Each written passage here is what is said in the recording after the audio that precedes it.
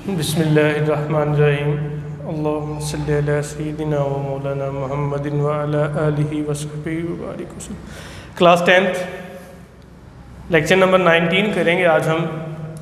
तो lecture number 19 में आज हमने न्यूमेरिकल प्रॉब्लम्स को डिस्कस करना है। तो न्यूमेरिकल प्रॉब्लम्स में सबसे पहले मैं आपको स्टेटमेंट समझाऊंगा। तो स्टेटमेंट जब आप समझ लेंगे तो फिर इंशाल्लाह आगे इसको फर्दर जो है वो कैसे सॉल्व करना है, मैं सोल्यूशन भी आपको इसका जो है वो आपके सामने हल करके दिखाऊंगा। तो सबसे पहले आपने इसको अच्छे तरीके से इसकी जो स्टेटमेंट है, स्टेटमेंट को समझना है। जब आप स्टेटमेंट समझ लेंगे सारी की सारी, और फिर हम जो है वो सोल्यूशन की तरफ आएंगे। फिर आपने सोल्यूशन पे गौर करनी है। इंशाल्लाह अगर आप ये काम करेंगे तो आपको बात की 100% जो है वो समझ आ जाएगी इंशाल्लाह। ले जी, पहला न्यूमेरिकल है हमारे पास। The time period of simple pendulum is 2 second. Simple pendulum की वाइब्रेशन का जो टाइम है वो है 2 सेकेंड। तो हमारे पास टाइम पीरियड आ गया। What will be its length on the earth, earth के ऊपर इसकी लेंथ क्या होगी। And what will be its length on the moon if gravity on moon, GM gravity की value on moon is equal to GE gravity की value on earth by 6। और हमें पता है ग्रेविटी की value on the surface of earth is 10 metre per second square. बात को समझें। उसने कहा है कि फ़र्ज़ कर लें आपके पास एक सिंपल पेंडुलम है और उस सिंपल पेंडुलम की length on the surface of अर्थ क्या होगी और on the surface of moon इस पेंडुलम की लेंथ क्या होगी। आपने ये कैलकुलेट करना है। जबकि हमारे पास इस पेंडुलम का जो टाइम पीरियड है वो टाइम पीरियड है हमारे पास 2 सेकेंड।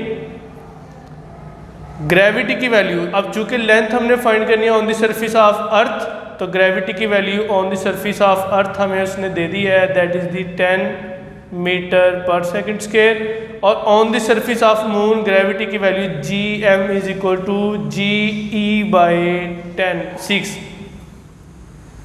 कहता है ये गिवन डाटा है, आप फाइंड करके दे length on the surface of earth and length on the surface of moon. समझ आ गई है? बड़ा सिंपल है, मैं आपको समझाता हूँ। आपने तवज्जो करनी है, गौर से बात को समझना है बस, बाकी इंशाल्लाह आपको बात समझ आ जाएगी। ले जी, सबसे पहले आपके पास टाइम पीरियड, तो गिवन डाटा के अंदर हम जो है वो टाइम पीरियड लिख लेते हैं। तो गिवन डाटा में आपके पास टाइम पीरियड क्या आ गया है जी, तो जरा रखिएगा। गिवन डाटा में टाइम पीरियड आ गया, टाइम पीरियड है 2 सेकेंड। ठीक है। उसने कहा है कि ग्रेविटी की वैल्यू है on the surface of earth 10 metre per second square, 10 metre per second square. Gravity की value on the surface of moon है आपके पास GE बाई 6। करना क्या है, length on the surface of earth हमने फाइंड करनी है and length of the pendulum on the surface of moon आपने फाइंड करनी है। सबसे पहले आपको मैं बता देता हूँ कि ग्रेविटी की value on the surface of moon कितनी होगी। याद रखिएगा, ग्रेविटी की value on the surface of moon is equal to GE कितना है आपके पास, ये ऊपर लिखा हुआ, दैट इज़ दी 10 और 6। तो आप इसको इसके साथ जो है वो काटेंगे तो आपके पास आंसर आ जाएगा 1.6 मीटर पर सेकेंड स्क्वायर। ये वैल्यू आ गई ग्रेविटी की on the surface of moon.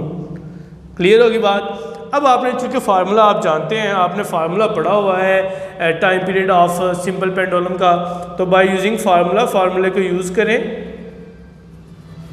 क्या फार्मूला आपने पढ़ा हुआ है, आपको याद हो, अगर आपने चैप्टर नंबर 1 इसके सारे लेक्चर सुने हैं, तो जब सिंपल पेंडुलम मैंने पढ़ाया था आपको, तो मैंने इसका फार्मूला आपको बताया था। फार्मूला है T is equal to 2 pi square root of L over G। हम पहले करना क्या चाहते हैं, हम लेंथ फाइंड करना चाहते हैं on the surface of earth and length of pendulum on the surface of moon. तो मैं एक छोटी सी चेंज करता हूँ, that is the length on the surface of अर्थ, साथ मैंने E लिख लिया, and that is G and G on the surface of earth GE। तो T स्क्वायर रूट ले लें, क्योंकि हमने LE फाइंड करना है, तो स्क्वायर रूट लेंगे तो square root T square is equal to 4 pi square हो जाएगा। और इधर रह जाएगा L E over G E. L E find करना चाहते हैं आप जी ई की वैल्यू जो है वो इधर ले जाएं, या जी ई की वैल्यू जो है ये मल्टीप्लाई हो रहा है इधर आके, सॉरी ये इधर डिवाइड हो रहा है इधर आके मल्टीप्लाई हो जाएगा, टी स्केयर जी ई, ये इधर मल्टीप्लाई और इधर आके डिवाइड हो जाएगा 4 पाई का स्केयर, और इधर क्या रह गया एल ई। सिंपल मैंने क्या किया है, तो इधर से बात सुन लें कि मैंने जो है वो T square is equal to 4 pi square L E और जी ई। ये कैसे आया, हमने यहाँ पे जो है वो टेकिंग स्केयर रूट, हमने यहाँ पे स्केयर रूट ले लिया, टी स्केयर बन गया 4 पाई स्केयर एल ई और जी ई।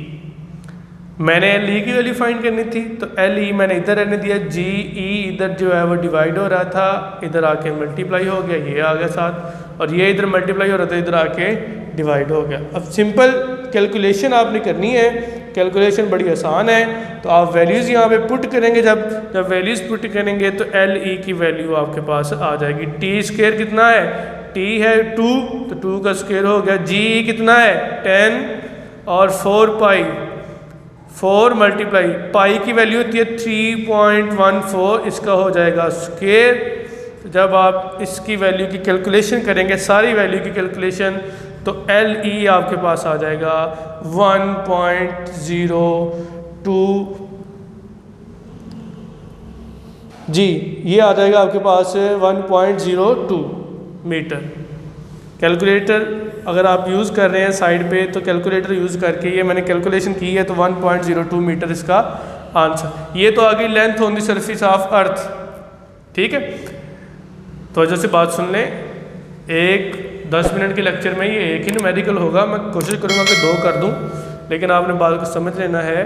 बात बड़ी सिंपल है, बड़ी सादा सी बात है कि आपने जब वैल्यूज़ को पुट करना है तो 2 का स्केयर 4 हो जाएगा, और ये ऊपर 40 हो गया, आपने इसका भी स्केयर लेंगे तो ये आ जाएगा 6.28, और 4 के साथ मल्टीप्लाई करके डिवाइड करेंगे तो आपके पास length on the surface of earth आ गई, किसकी, सिंपल पेंडुलम की।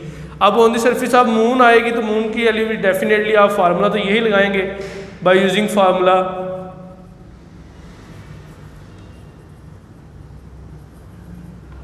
ठीक है। तो फार्मूला क्या है, T is equal to 2 pi square root of, यहाँ एल ई था, अब यहाँ एल एम आ जाएगा, length on the surface of moon and gravity on the surface of moon. Values को पुट करना है, यहाँ पे भी आप जो है वो टेकिंग स्क्वायर रूट कर लें, तो T square is equal to 4 pi square हो गया L M over G M, ठीक है जी। तो ये वैसे ही इधर ले आए इसको, टी स्क्वायर जी एम साथ मल्टीप्लाई हो गया इधर आके, ये इधर मल्टीप्लाई हो रहा है, नीचे आके डिवाइड हो जाएगा, और आ गया एल एम।